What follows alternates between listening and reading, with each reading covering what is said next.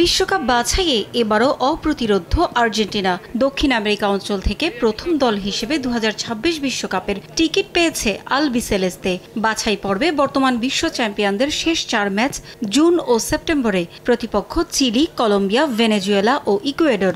বাছাই পর্বের ম্যাচ শেষ হলেও আগামী বছরের বিশ্বকাপের প্রস্তুতি চালু রাখতে চায় স্ক্যালোনির দল। বিশ্বকাপ ধরে রাখার অভিযানে প্রতিটি ম্যাচই গুরুত্বপূর্ণ মেসিদের কাছে।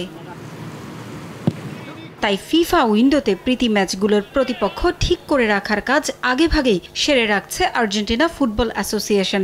ব্যাক টু ব্যাক শিরোপা ধরে রাখার মিশনে যত সম্ভব ম্যাচ খেলার চেষ্টা করে যেতে চায় আলবিসেলেস্তে। এজন্য এবছরই এশিয়া ও আফ্রিকা সফরে আসছে আর্জেন্টিনা। অক্টোবরে ফিফা উইন্ডোতে চীন সফরে আসবে আর্জেন্টিনা। আয়োজক চীন সহ আরও একটি দেশের সঙ্গে ম্যাচ খেলার কথা রয়েছে তাদের। তবে এখনও চূড়ান্ত হয়নি প্রতিপক্ষ অন্য দলের নাম। এরপর নভেম্বরে আফ্রিকার দেশ অ্যাঙ্গোলার বিপক্ষে একটি প্রীতি ম্যাচ খেলবে আর্জেন্টিনা। 11 নভেম্বর অ্যাঙ্গোলার 50 বছর পূর্তি উপলক্ষে আয়োজন করা হবে এই ম্যাচ। চমৎকার এই আয়োজনের জন্য কদিন আগে আর্জেন্টিনা ফুটবল অ্যাসোসিয়েশন সভাপতি ক্লদিও তাপিয়া ও অ্যাঙ্গোলা ফুটবল ফেডারেশনের সভাপতি ফার্নান্দো আলভেস সিমোয়েসের মধ্যে একটি সভা হয়েছে। সেখানেই এই ম্যাচের বিষয়ে চূড়ান্ত সিদ্ধান্ত হয়।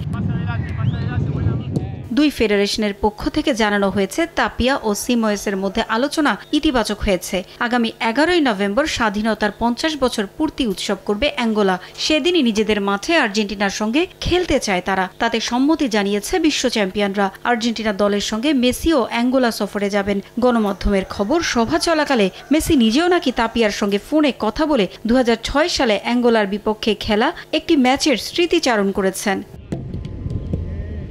অ্যাঙ্গোলার বিপক্ষে ম্যাচ শেষে আর্জেন্টিনা যাবে কাতারে। সেখানে একটি ম্যাচ খেলবে তারা। তবে এখনও ঠিক হয়নি প্রতিপক্ষ। 2022 সালে এই কাতারে দীর্ঘ প্রতীক্ষার পর আরাধ্য বিশ্বকাপ জয় করেছিলেন লিওনেল মেসি।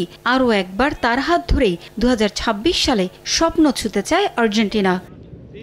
পারভিন আক্তার, সময় সংবাদ।